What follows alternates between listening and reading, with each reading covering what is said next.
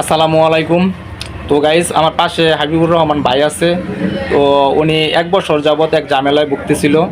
তার অ্যাকাউন্টে, ফেসবুক অ্যাকাউন্টে একটা স্টার সেট আপ আসছিল। তো 1 বছর আগে স্টার সেট আপ দিয়েছিল আরেক ইন্ডিয়ার বাইরে দেয়া।